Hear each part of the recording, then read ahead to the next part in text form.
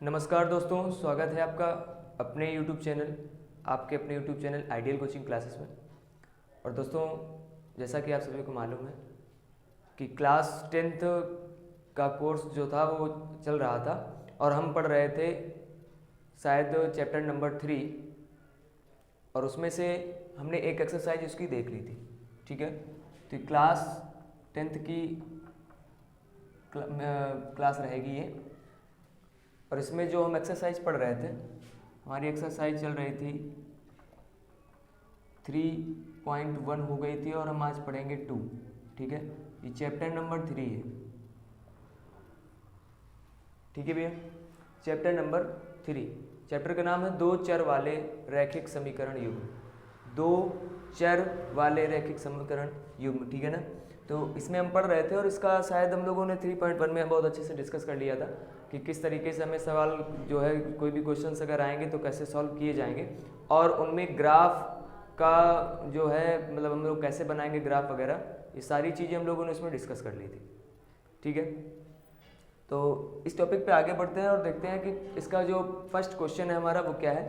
तो हमारे पास बुक है और हम एनसीईआरटी से ही पढ़ रहे हैं। ठीक है, एनसीईआरटी बुक से पढ़ेंगे, तो सभी लोग ध्यान दीजिएगा जितने भी एनसीईआरटी बुक्स वाले हैं। और वैसे भी एग्ज़ाम में जो क्वेश्चंस आएंगे वो एनसीईआरटी बुक्स से ही आएंगे, और चूँकि जो मनोहर वगैरह हैं सारी किताबें हैं तो वो भी इनमें सब सम्मिलित होता है। बाकी क्या होता है, उनमें थोड़ा बृहद रूप में है, थोड़ा ज़्यादा है। और बाकी अगर किसी बेसिक शिक्षा माध्यमिक परिषद ने अगर ये बुक लॉन्च की है तो ज़रूर इसका कोई महत्व होगा। ठीक है, तो हम केवल और केवल एनसीईआरटी बुक ही अभी पढ़ेंगे और जैसे जैसे आगे बढ़ते जाएंगे आपको सारी जानकारी प्राप्त होती जाएगी। ठीक है ना।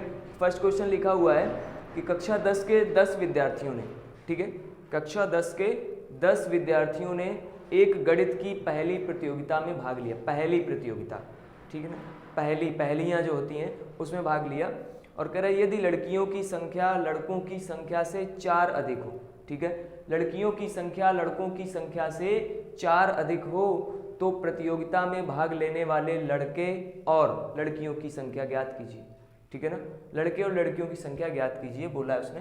तो चूंकि इसमें बात कर रहा है दो चर राशियों की, ठीक है ना, दो अलग अलग चर राशियों की हम बात करेंगे। तो मान लेंगे, माना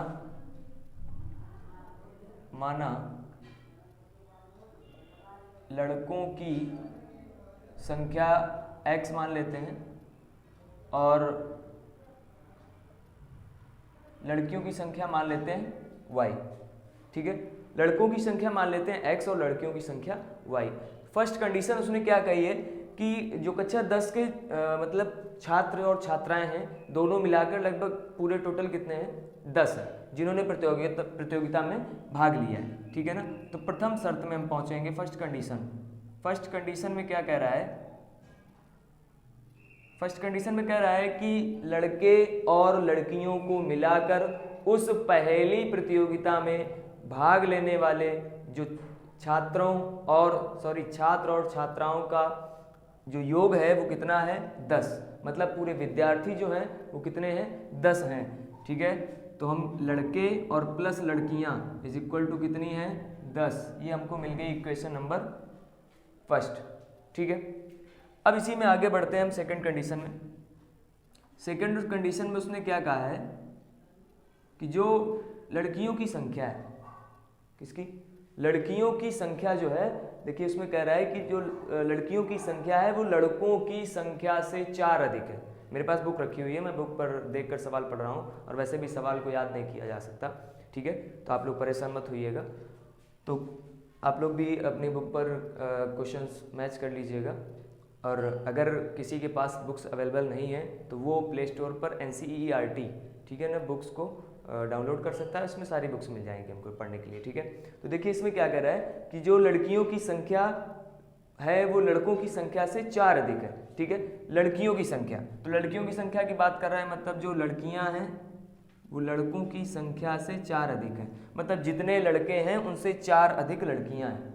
ठीक है ना, अगर मान लेते हैं कि अगर 2 लड़के हैं तो 4 अधिक यानी 6 लड़कियां हैं। ठीक है ना, 4 अधिक हैं। अब ये हमको मिल गई क्वेश्चन नंबर सेकंड। अभी इसको नहीं क्वेश्चन सेकंड बनाते हैं हम, y minus x is equal to 4, ये हमारी मिल गई क्वेश्चन नंबर सेकंड।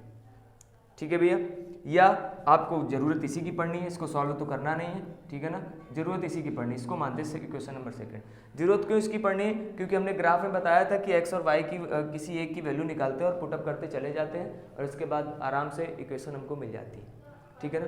अब x की वैल्यू रखते हैं और y की वैल्यू मानते जाते हैं, तो वो सारी चीज़ें हम 3.1 एक्सरसाइज में डिस्कस कर चुके हैं और अब हम दोबारा ग्राफ नहीं इस पर बनाएंगे क्योंकि इसमें समय भी बहुत लगता है और हमारे पास समय का अभाव है, क्योंकि आपके जो पेपर हैं वो 2 महीने बाद स्टार्ट होने वाले हैं और कुछ घटनाओं की वजह से हम आप तक नहीं पहुंच पाए हैं, आप तक वीडियो नहीं पहुंचा पाए हैं, थोड़ा व्यस्तता रही है इस बीच में, इस वजह से हम आप तक अब वीडियो बनाना स्टार्ट कर रहे हैं और कोशिश हमारी यही रहेगी कि जल्द से जल्द कोर्स समाप्त किया जाए और आगे जो अनसॉर्ट वगैरह है, ये जो मॉडल पेपर वगैरह है, ये सॉल्व किए जाएंगे, ठीक है ना। तो यहाँ तक का ये क्वेश्चन है। अब इसमें आगे ग्राफ का जो मैटर है वो आप करेंगे, उस पर सॉल्व करेंगे तो एक्स और वाई की वैल्यू निकल आएंगे, उससे हमको लड़के और लड़कियों की संख्या मिल जाएगी, ठीक है। अब इसी के साथ इसी में देखते हैं क्वेश्चन नंबर अगला। ये था 3.2 का फर्स्ट नंबर क्वेश्चन। इसी में सेकेंड नंबर जो क्वेश्चन है, उस सेकेंड नंबर क्वेश्चन में कह रहा है कि 5 पेंसिल और, ठीक है ना, ये भी इस तरीके क्वेश्चन हम बता चुके हैं 3.1 एक्सरसाइज में। 5 पेंसिल और 7 कलमों का मूल्य 50 रुपए है, ठीक है ना। 5 पेंसिल और 7 कलमों का मूल्य 50 रुपए है, जबकि 7 पेंसिल और 5 कलमों का मूल्य 46 रुपए है, ठीक है ना। 7 पेंसिल और 5 कलमों का मूल्य 46 रुपए है।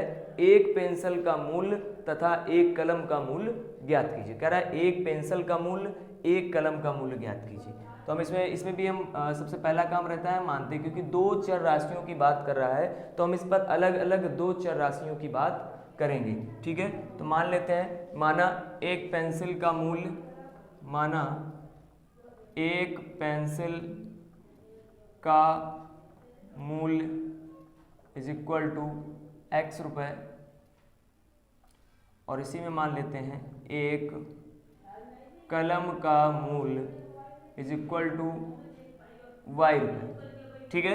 एक पेंसिल का मूल्य x रुपए और एक कलम का मूल्य y रुपए। अब इसी में जो कंडीशन कहता जा रहा है वो 2 कंडीशन की बात कर रहा है, तो हम पहले फर्स्ट कंडीशन की बात करेंगे, ठीक है। इनमें ध्यान ये देना है कि इन क्वेश्चन में सर्वप्रथम जो हम लोगों से कहा गया है वो ये कहा गया है कि निम्नलिखित समस्याओं में रैखिक समीकरणों के युग्म बनाने हैं और उन्हें ग्राफीय विधि से हल करना है, ठीक है। तो मैं समीकरण युग्म तक आपको बता रहा हूँ और ग्राफीय निरूपण जो भी आपको करना है वो आप स्वयं करेंगे, क्योंकि हम 3.1 में सारा कुछ डिस्कस कर चुके हैं, ठीक है। अगर किसी को प्रॉब्लम होती है किसी चीज़ में तो आप हमें बता सकते हैं कमेंट सेक्शन में जाके, और सारी चीज़ें हम आप तक पहुंचाएंगे, और अगर जैसा अवेलेबल होगा हम आप तक अवेलेबल कराने का प्रयास करेंगे, ठीक है। जल्द से जल्द आप तक पहुंचाने का प्रयास करेंगे। तो फर्स्ट कंडीशन में कह रहा है कि 5 पेंसिल और 7 कलमों का मूल्य, तो 5 पेंसिल, एक पेंसिल का मूल्य x है, 5 पेंसिल का मूल्य 5x हो जाएगा, प्लस एक कलम का मूल्य y है, 7 कलमों का मूल्य y रुपये हो जाएगा, 7y, ठीक है ना। कितना है टोटल, कितना लग रहा है 50 रुपये। तो देखिए उसके कहने का तात्पर्य ये है कि 5 पेंसिल और 7 कलम जिनका दोनों को अगर लिया जाए तो उनका मूल्य उसने कितना दिया, 50 रुपये, ठीक है। ये हमारा हो गया समीकरण नंबर 1। इसके बाद बात आती है सेकंड कंडीशन। दूसरी शर्त में क्या कह रहा है, दूसरी शर्त में क्वेश्चन कह रहा है कि 7 पेंसिल तथा 5 कलमों का मूल्य, ठीक है। 7 पेंसिल, अब बात कर रहा है कि 7 पेंसिल तथा 5 कलमों का मूल्य 46, ठीक है, समीकरण नंबर 2। मतलब एक पेंसिल का मूल्य x रुपये है तो 7 का 7x हो जाएगा, क्यों भाई, ठीक है। इसके बाद एक कलम का मूल्य y है तो इसका 5 का 5y हो जाएगा, और दोनों को जब लिया जा रहा है तो उसको टोटल जो पेड करना पड़ रहा है पैसा वो कितना है, 46 रुपये, ठीक है। तो कह रहा है कि एक कलम और एक पेंसिल का मूल्य ज्ञात कीजिए, तो हम निकाल लेंगे बहुत ही आसानी से। जब आप ग्राफीय निरूपण करेंगे तो उसमें सारा कुछ डिस्कस हो जाएगा और आप आराम से निकालेंगे, ठीक है। इसके लिए आपको 3.1 एक्सरसाइज वाला वीडियो देखना पड़ेगा, ठीक है। तो अब इसके बाद बात आती है कुछ अलग प्रकार के क्वेश्चन है, ठीक है। अभी ये था 3.1 से ही रिलेटेड क्वेश्चन थे, अब थोड़ा इससे अलग प्रकार का क्वेश्चन है, और उनमें सबसे पहला काम हमारा ये रहेगा कि हम सबसे पहले फार्मूले देखते हैं, ठीक है।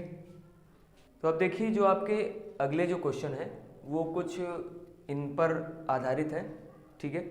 आपको कोई दो इक्वेशन यानी समीकरण दिए जाएंगे, जैसे कि a1x b1y plus c1 is equal to 0। इस तरीके के आपको दो इक्वेशन दी जाएंगी, ये तो पहली होगी और ये दूसरी a2x plus b2y plus c2 is equal to 0। जो a1 b1 c1 और a2 b2 c2 हैं, इनमें कोई इनके स्थान पर अचर पद होगा, ये बदल सकते हैं, ठीक है ना। बदलेंगे मतलब कोई एग्जैक्ट वैल्यू इनकी नहीं होती है, लेकिन x और y जो हैं वो सेम रहेंगे, क्योंकि तभी इक्वेशन हमारी बनेगी। इक्वेशन का जो स्वरूप होता है, मानक रूप होता है, वो क्या होता है, ax प्लस by और plus c is equal to 0, रैखिक, ठीक है ना। रैखिक जो चर समीकरण है वो ये कहलाता है हमारा रैखिक समीकरण, ठीक है ना। अब इस रैखिक समीकरण में आपको अगला जो क्वेश्चन है इसका 3.2 एक्सरसाइज का सेकेंड नंबर जो क्वेश्चन है, उसमें आपसे पूछा गया है कि अनुपातों a1 upon a2, b1 upon b2, c1 upon c2, ये तीन अनुपात दिए जाएंगे आपको, मतलब दिए क्या जाएंगे आपको, दिए होंगे और निकालने होंगे, ठीक है ना। समझना है आपको कि किस तरीके से हम इनको निकालेंगे। तो कह रहा है कि c1 c2 की तुलना कर, सबसे पहला काम क्या करना है, इनकी तुलना करना है। फिर कह रहा है ज्ञात कीजिए कि निम्नलिखित समीकरण युग्म, इस तरीके के दो समीकरण युग्म दिए जाएंगे, द्वारा निरूपित रेखाएं एक बिंदु पर प्रतिच्छेद करती हैं या संपाती होती हैं या समांतर होती हैं, ठीक है ना। आपको 3 पॉइंट इनमें दर्शाने हैं कि संपाती होती हैं, समांतर होती हैं या प्रतिच्छेद करती हैं, ठीक है। तो इनमें 3 कंडीशंस हैं, आप इसे स्क्रीनशॉट मार सकते हैं या इसको नोट भी कर सकते हैं, जो जैसा आप चाहें, ठीक है ना। तो स्क्रीनशॉट वाला ज़्यादा मामला ठीक रहेगा, क्योंकि आप वीडियो देख रहे हैं, वीडियो को पॉज करके आराम से स्क्रीनशॉट ले सकते हैं। लिखने में समय लगेगा, इसलिए हम चूँकि वीडियो ज़्यादा लंबा नहीं होना चाहिए, ठीक है। तो देखिए आपको जब दो इक्वेशन दी जाएंगी, आप सर्वप्रथम क्या करेंगे, इसका a1 और इसका a2, ठीक है ना, दोनों हम लेंगे। फिर b1 b2 और c1 और c2 आपको क्वेश्चन करके अभी मैं बताऊंगा, ठीक है। और शायद मैं आपको एक एक क्वेश्चन बता दूंगा और आपका होमवर्क ये रहेगा कि आप घर पर कर देखें, ठीक है ना। अगर कोई प्रॉब्लम आती है तो आप हमें कमेंट सेक्शन में बता सकते हैं, हम आपके प्रॉब्लम सॉल्व करेंगे। इससे आप क्या करेंगे, सबसे पहले कोई भी इक्वेशन आपको दी जाएगी, आप इक्वेशन से उसको संतुष्ट करेंगे, ठीक है ना। और इसमें भी इक्वेशन से संतुष्ट कराएंगे दोनों इक्वेशन को।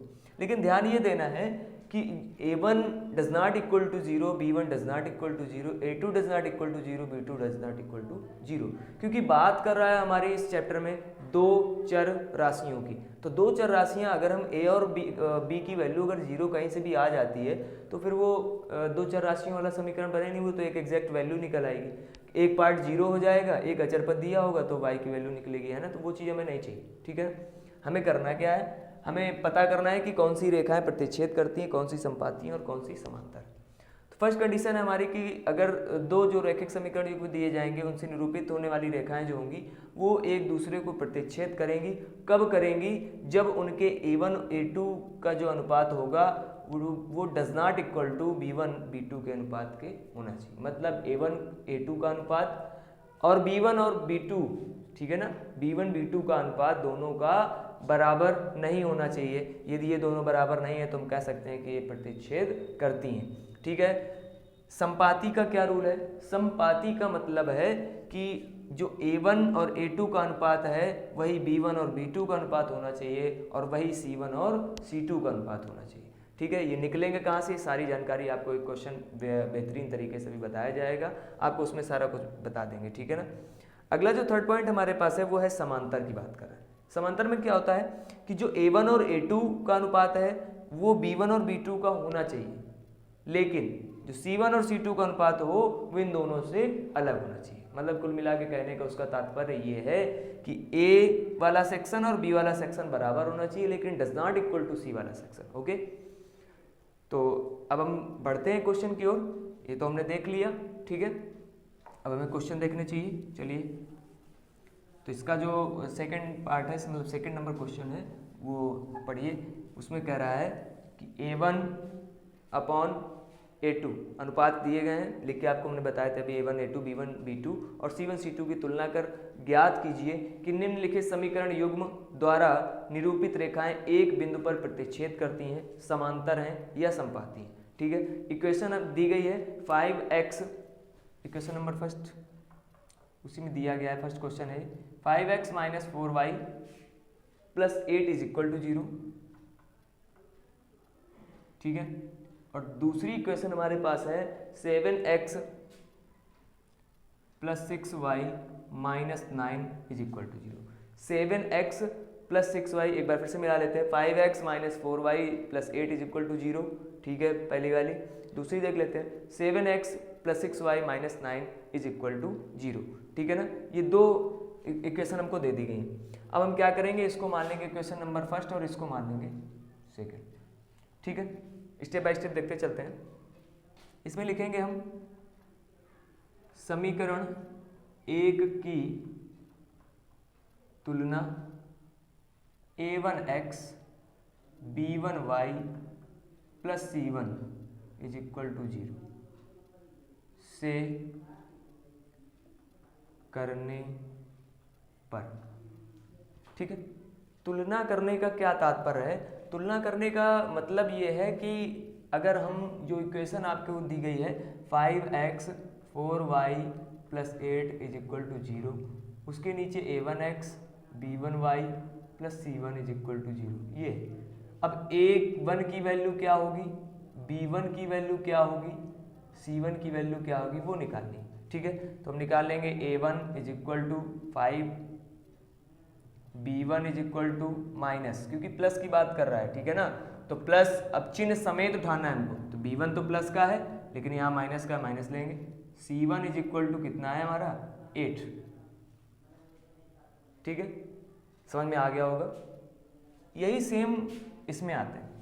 समीकरण 2 की तुलना a2x b2y plus c2 is equal to 0 से करने पर, ठीक है भैया। इससे हम निकालेंगे a2 is equal to 7, b2 is equal to 6, c2 is equal to minus 9, okay, इतना आ गया, ठीक है। अब हमारा जो काम है कि पता करना है कि संपाती हैं, प्रतिच्छेदी हैं या प्रतिच्छेद करती हैं या समांतर है। तो उनके लिए हम क्या करेंगे, हमको बताया गया है कि a1 अपॉन a2 निकालिए, ठीक है, निकालते हैं 5 अपॉन 7 हो जाएगा। फिर निकालते हैं b1 upon b2 is equal to, b1 की वैल्यू -4 है, b2 है 6, इसको काट लेते हैं, 2 दूनी 4 और 2 3 6, माइनस का 2 अपॉन 3, ठीक है ना, माइनस का 2/3। इसके बाद निकाल लेते हैं c1 upon c2 is equal to 8 upon -9, ये हमारे पास निकल के आया, ठीक। अब चेक करते हैं, तो a1 अपॉन a2 पहले इक्वल टू लगाते हैं, ठीक है, फिर देखते हैं क्या आता है। तो एक काम करते हैं, पहले ये नहीं लिखते हैं, हम पहले वैल्यूज़ लिखते हैं, मतलब 5/7 इक्वल टू -2/3 इक्वल टू 8/-9। अब ये देखते हैं क्या ये इक्वल टू है, हमने लिख तो दिया लेकिन क्या है, तो देखिए तीनों बराबर नहीं हैं, तो हम सब में क्या लगाएंगे, डज नॉट इक्वल टू। और डज नॉट इक्वल टू का मतलब ये वैल्यू थी a1 अपॉन a2 की, डज नॉट इक्वल टू ये वैल्यू थी b1 अपॉन b2 की, डज नॉट इक्वल टू ये थी c1 अपॉन c2 की, ठीक है। तो ये जो हमारी कंडीशन थी ये कब थी, जो हमने रूल नंबर फर्स्ट पढ़ा था, तो उसमें कह रहा था कि जब क्या होंगी, रेखाएं प्रतिच्छेद करती होंगी, ठीक है ना। तो हम क्या लिखेंगे, रेखाएं प्रतिच्छेद करती हैं, ओके, समझ में आ गया होगा सभी को, ठीक है ना। तो ये करना है, एक बार फिर से देख लीजिए। सबसे पहले हमें क्या करना है, हमें आपके पास मतलब हमारे पास आप क्या होगा, इक्वेशन दी जाएंगी, हमको 2 इक्वेशन दी जाएंगी। उन इक्वेशन में से हमें सबसे पहला काम ये करना है कि a1x b1y प्लस c1 यानी a1 a2 b1 b2 और c1 c2 की तुलना करानी, ठीक है। तो तुलना तभी करा पाएंगे जब हम इक्वेशन से तुलना कराएंगे दोनों में, ठीक है ना। इसके बाद हमने a1 b1 और c1 a2 b2 और c2 इनकी वैल्यूज़ निकाल लेनी। इनकी वैल्यूज़ निकालने के बाद हमें ये देखना है कि कौन सी संख्याएं किस संख्या के बराबर आ रही हैं। यदि आ रही हैं तो बराबर लिखेंगे और नहीं आ रही हैं तो नहीं लिखेंगे, और सारी कंडीशन आपको नीचे मिल जाएगी जो कि आप पढ़ चुके हैं, ठीक है ना। तो सारी जानकारी इसमें मिल गई आपको। ये था हमारा क्वेश्चन नंबर 2। इस क्वेश्चन में 2 क्वेश्चन और हैं, 2 और 3, तो ये आपका होमवर्क रहेगा, ये आपको करना होगा। ठीक है, अब हम बढ़ते हैं सवाल नंबर 3 पर। प्रश्न नंबर जो क्वेश्चन नंबर 3 है उस पर बढ़ते हैं। देखिए, क्योंकि प्रत्येक सवाल जब एक जैसा हो तो फिर उसका बताने का कोई महत्व नहीं है भाई, उससे समय नष्ट होगा और कोई नहीं। ठीक है ना। अब ऐसे अगर नहीं बताएंगे तो आगे भी कई क्वेश्चन हो जाएंगे और आपको घर में समय मिलता है, आप कर सकते हैं। तो जो हमारा तीसरा नंबर क्वेश्चन है, उस तीसरे नंबर क्वेश्चन में कह रहा है कि अनुपातों A1/A2, B1/B2 और C1/C2, मतलब कुछ वैसा ही करना है बट थोड़ा सा डिफरेंट है। वो क्या है देखिए, डिफरेंट कुछ नहीं, बस याद करने का थोड़ा डिफरेंस है। ठीक है ना। कि तुलना कर ज्ञात कीजिए कि निम्नलिखित समीकरणों के युग्म, अब कह रहा है संगत हैं। क्या कह रहा है? संगत हैं। संगत हैं या असंगत है। ठीक, दो की बात करें, संगत है कि असंगत है। संगत है का मतलब होता है, आपने देखा होगा कि अगर 3 लड़के हैं या 4 लड़के हैं और उनकी हरकतें जो होती हैं वो एक जैसी अगर हों, ठीक है, एक जैसी हरकतें करते हों, सारा काम एक साथ करते हों, तो लोग बाग कह देते हैं कि ये तीनों बिल्कुल एक ही जैसे हैं, है ना।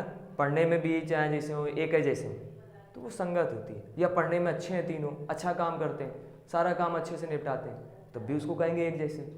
ठीक, तो कुल मिलाकर हमारा ये बताने का तात्पर्य ये है कि हम इसमें A1/A2 निकालें, B1/B2 निकालें, C1/C2 निकालें, या तो ये दोनों सब तीनों बराबर होना चाहिए संगत में, और या फिर ये तीनों डज नॉट इक्वल टू होना चाहिए। ठीक है ना। क्यों? क्योंकि उसकी भाषा पर हम पहुंचते हैं। ठीक है ना। ये याद करने का तरीका है कि संगत में एक जैसी संगत होनी चाहिए। अगर एक नहीं मिल रहा है तो दूसरा भी नहीं मिलना चाहिए, तीसरा भी नहीं मिलना चाहिए। एक मिल रहा है तो दूसरा भी, तीसरा भी, तीनों मिलने चाहिए। ठीक है ना। असंगत का क्या मतलब है? असंगत का मतलब यह है कि दो एक जैसे हैं, एक बिरले है, मतलब एक दूसरे कैटेगरी का व्यक्ति है। तो A1/A2 does not equal to B1/B2 equal to C1/C2, इस तरीके से। या हम कह सकते हैं A1/A2 is equal to B1/B2 does not equal to C1/C2, कुछ इस तरीके से। ठीक है ना। मतलब इनमें से क्या होगा, एक दो मिल रहे होंगे, एक नहीं मिल रहा होगा, एक मिल रहा होगा तो कहो दो ना मिल रहे हो। ठीक है ना। तो इस तरीके से हमको सारी चीज़ इसमें याद रखनी है और ये हमको बहुत काम देगा। तो संगत और असंगत में कुछ याद करने जैसा नहीं है। अगर हमने प्रतिच्छेद, समांतर और संपाती, इन तीनों के बारे में हमने अच्छे से पढ़ लिया है अगर, तो हमको इनको याद करने के लिए कोई भी दिक्कत नहीं पड़ेगी। ठीक है। तो अब इसमें एक क्वेश्चन देख लेते हैं हम लोग। ठीक है। और अब आप लोगों के पास समय बहुत कम बचा हुआ है, एग्ज़ाम बहुत ही नज़दीक है, तो आप लोगों को अभी ये होना चाहिए कि हमें पढ़ना है।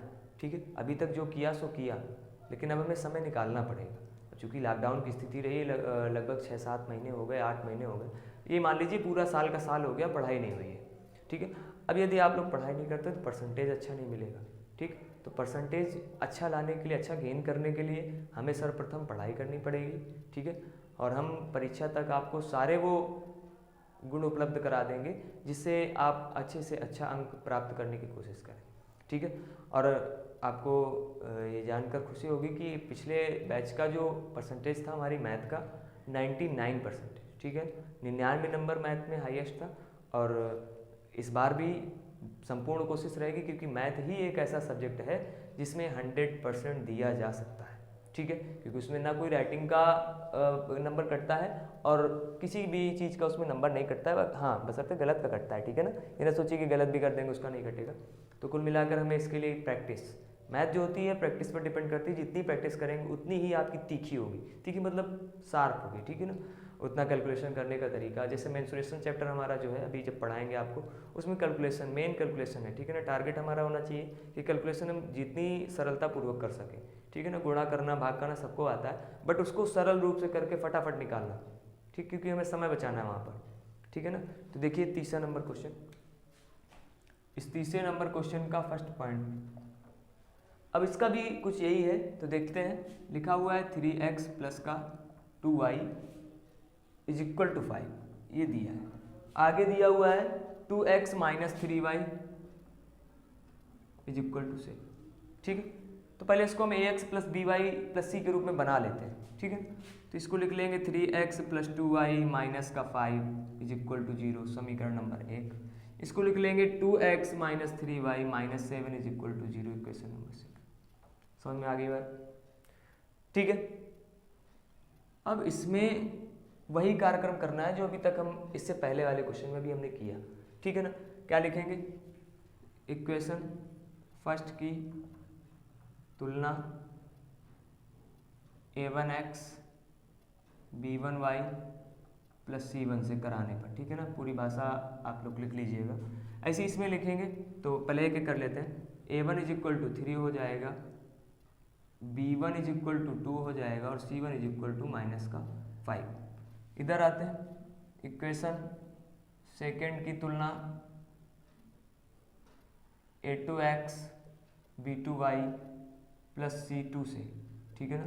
इसकी तुलना कैसे कराएंगे? c2 से कराएंगे। तो हमें मिल जाएगा a2 = 2, b2 = -3, c2 = -7।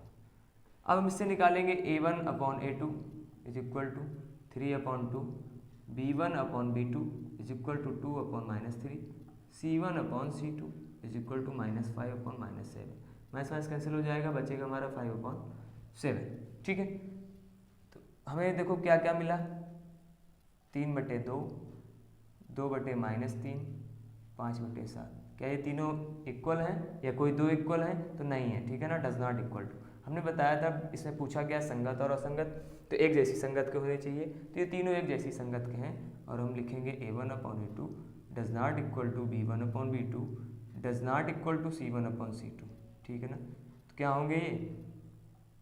असंगत, ठीक है ना। तो सभी को समझ में आ गया होगा, कर सकते हैं आप सभी लोग, ठीक है। तो ये था आपका 3rd नंबर क्वेश्चन और इसी क्रम में आगे बढ़ते हुए हम देखेंगे क्वेश्चन नंबर 4। तो क्वेश्चन नंबर 4 से पहले मैं आपको बता दूं कि हमें इसमें जल्दबाजी नहीं दिखानी है कि हमें क्या करना है। इसमें फटाफट करके हम यहाँ से यहीं से सीधा लिख दें a1 a2, या हमें पता चल रहा है कि इक्वेशन दे के सीधे सीधे, ठीक है ना।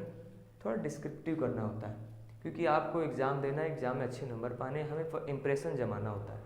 एग्जामिनर जो कॉपी चेक करता है उसको ये पता होना चाहिए कि बच्चा कितना टैलेंटेड है, और ये तभी पता चलेगा जब आप उसको एक अच्छे से अच्छा लेवल दिखाएंगे, ठीक है।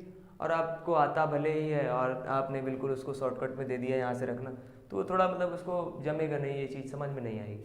तो अगर जब आप उसको डिस्क्रिप्टिव देंगे तो उसको थोड़ा लगेगा कि नहीं बच्चा बहुत टैलेंटेड है। इस तरीके से कार्य करेंगे, ठीक है। देखते हैं क्वेश्चन नंबर 4। क्वेश्चन नंबर 4 है वो थोड़ा सा क्वेश्चन नंबर तीसरे पर डिपेंडेबल है, ठीक है ना। क्योंकि जो तीसरे पर हमने बताया संगत और असंगत, तो कुछ पार्ट संगत और असंगत का है और कुछ एक्सरसाइज 3.1 का है, ठीक है ना। दोनों को मिलाकर बनाएंगे।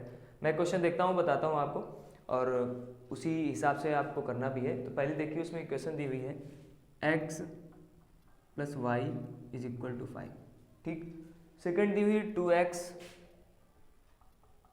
+ 2y = 10। देखिए मैं बोर्ड की वजह से अगल बगल लिख रहा हूँ, ठीक है ना। आपको जब कॉपी में करना है तो फर्स्ट इक्वेशन का पहले करिए, सेकंड का करिए, फिर उसके बाद, ठीक है ना, डिस्क्रिप्टिव तरीके से अपना करते रहिए। ये नहीं करिएगा कि आधे पेज में इसको इधर करो, आधे पेज में इधर करो, ठीक है, क्योंकि पेज छोटा होता है और ये हमारे पास जगह ज़्यादा है और नीचे ना लिखने की वजह से हमने सोचा इधर का इधर हो जाएगा, इधर का इधर, ठीक है ना। तो इस तरीके से करते रहिए। देखिए इसमें हमें सबसे पहले हमने कहा था इक्वेशन बनानी है, तो x + y - 5 = 0, equation number first हो जाएगी, ठीक है। चलिए इसी में देख लेते हैं। दूसरी दी है 2x + 2y = 10। बता ही देते हैं आपको कहने से क्या होगा। तो ये हो जाएगा 2x + 2y - 10 = 0, equation number second, ठीक है। अब हम लिखेंगे समीकरण 1 की तुलना 1 की तुलना a1x b1y + c1 से करने पर, ठीक है। करेंगे a1 बराबर, अब देखिए x का मल्टीपल लिखा जाता है। a का मतलब होता है x का मल्टीपल, b का मतलब होता है y का मल्टीपल और c का मतलब होता है कांस्टेंट वैल्यू, ठीक है ना। x का मल्टीपल कुछ है नहीं यहाँ पर है 2, तो 2 लिखते हैं। अब यहाँ पर कुछ नहीं है, तो जब किसी के मल्टीपल में कुछ नहीं होता है तो ऑलवेज 1, ओके। 1 हमेशा होता है, a1 इज इक्वल टू 1 हो जाएगा, b1 is equal to b1 हो जाएगा और c1 इज इक्वल टू हो जाएगा -5। ठीक, अब इसी में आगे बढ़ते हैं तो लिखेंगे समीकरण 2 की तुलना a2x b2y प्लस c2 से। ठीक है, तो a2 is equal to x का multiple, b2 is equal to y का multiple, c2 is equal to constant value is equal to कुछ नहीं। ठीक है ना, इतना हमको मिल गया। अब इसके बाद देखिए क्वेश्चन में उसने कहा क्या है कि निम्नलिखित रैखिक समीकरणों के युग्म में कौन से युग्म संगत असंगत हैं, यदि संगत हैं तो ग्राफी विधि में करना है। ओके, यदि संगत हों, अगर असंगत हैं तो फिर हमें उनको आगे सॉल्व नहीं करना है, अगर संगत हैं तो हम उनको आगे सॉल्व करेंगे, ग्राफी विधि से निरूपित करेंगे। ठीक है, तो देखते हैं कि संगत है कि असंगत। a1/a2 is equal to, a1 की वैल्यू 1 है, 1/2 हो जाएगा,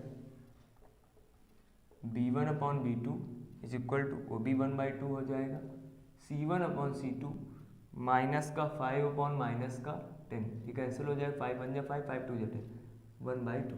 ठीक है ना, मतलब हमें मिल गया 1/2 is equal to 1/2 is equal to 1/2, मतलब a1/a2 is equal to b1/b2 is equal to c1/c2। ठीक है ना, तो ये किसका लक्षण होता है, ये संगत लोगों का लक्षण होता है, एक जैसे दिखना। ठीक है ना, तो संगत की बात हो गई। और जब संगत हो गया तो हमें क्या करना है, ग्राफी विधि से निरूपित करना है, और वैसे ही करना है तो फिर से हम इक्वेशन में उठाएंगे इसको। ठीक है ना, और इसको अलग अलग इक्वेशन में उठाकर और हम क्या करेंगे, ग्राफ बनाएंगे, जो कि हम एक्सरसाइज फिर से बता दे रहा हूँ, एक्सरसाइज 3.1 में पढ़ चुके हैं। ठीक है, तो ये था आपका क्वेश्चन नंबर 4। अगला देखिए इसी में क्वेश्चन नंबर 5।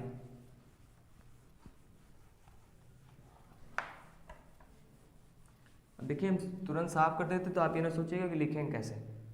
ठीक है, आपके हाथ में मोबाइल है या आप जिसमें भी देख रहे हो, तो आपको ये पूरा अधिकार प्राप्त है कि आप उस वीडियो को पॉज करके आराम से देख सकते हैं।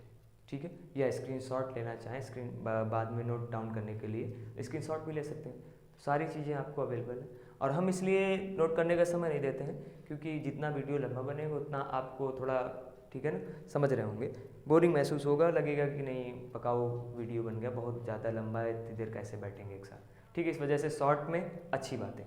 ठीक, चलिए क्वेश्चन नंबर 5 नंबर क्वेश्चन में कह रहा है एक आयताकार बाग जिसकी लंबाई चौड़ाई से 4 मीटर अधिक है। ठीक है, आयताकार बाग, आयताकार तो आयत की प्रॉपर्टी क्या होती है, आमने सामने की भुजाएं बराबर होती हैं। ठीक है, और प्रत्येक कोण 90, ये सारी चीज़ें छोटी क्लासों की हैं, ये पता होगा। वैसे हमें फिगर इगर बनाने की कोई आवश्यकता है नहीं इसमें, लेकिन मैं फिर भी बता दे रहा हूँ। ठीक है, कह रहा है एक आयताकार बाग जिसकी लंबाई चौड़ाई से 4 मीटर अधिक है का अर्ध परिमाप, ठीक है ना, अर्ध परिमाप दिया है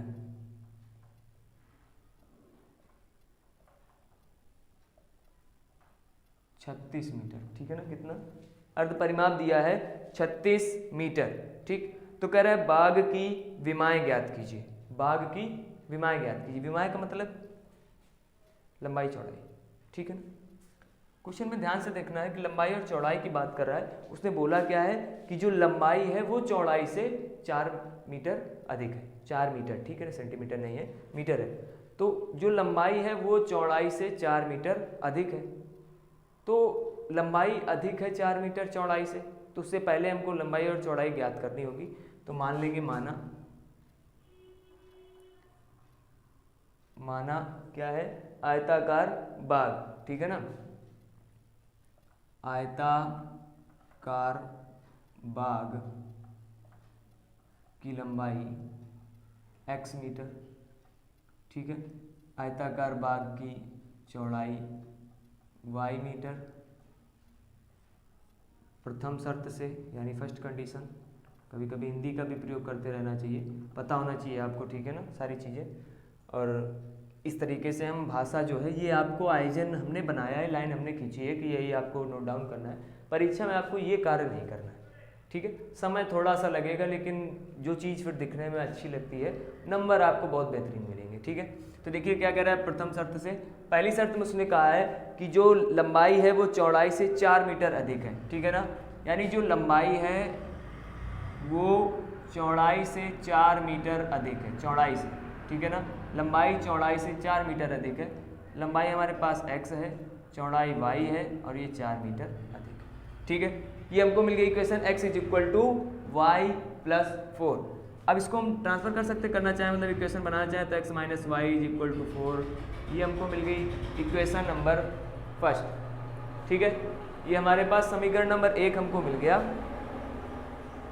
और चूँकि बाहर थोड़ा शोरगुल होता रहता है, बाहर से रोड है तो ट्रैक्टर वगैरह कभी कुछ कभी गाड़ियाँ, ठीक है, तो वो हमको सारा कुछ इग्नोर करना है, हमें पढ़ाई पर कंसंट्रेट करना है। ठीक है ना, तो इक्वेशन नंबर फर्स्ट हमको मिल गई। सेकंड द्वितीय शर्त में क्या कह रहा है, सेकंड कंडीशन द्वितीय शर्त से, ठीक है, ध्यान देते हैं द्वितीय शर्त में क्या कह रहा है कि इसका जो अर्ध परिमाप है वो कितना है, 36 मीटर है। ठीक है, अर्ध परिमाप 36 मीटर है।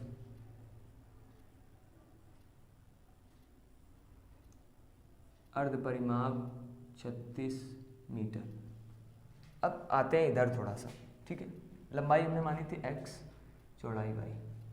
अब अगर हमें आयत का परिमाप निकालना हो, क्या निकालना हो,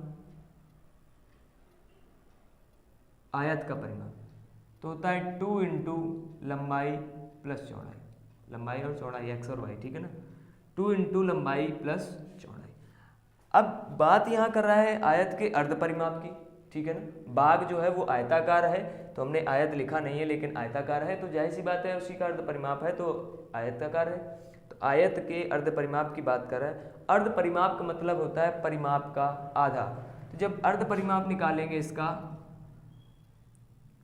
अर्ध परिमाप, तो हो जाएगा परिमाप का आधा यानी x प्लस वाई बाई 2 से 2 कैंसिल, क्या मिलेगा x प्लस वाई। ठीक है, तो हमको क्या मिल गया, अर्ध परिमाप x plus y is equal to 36, equation number second. ठीक, चलिए इधर देख लेते हैं थोड़ा सा। ये आप यहाँ भी कर सकते हैं, कोई दिक्कत नहीं है, बाकी हमने बता दिया है आपको। अब हमें करना क्या है, यहाँ पर इसकी विमाएं ज्ञात करनी, मतलब लंबाई और चौड़ाई दोनों ज्ञात करनी। ठीक है, तो इनको हम दोनों इक्वेशन को सॉल्व करेंगे। लिखेंगे समीकरण 1 व 2 से x minus y is equal to 4, x plus y is equal to 36।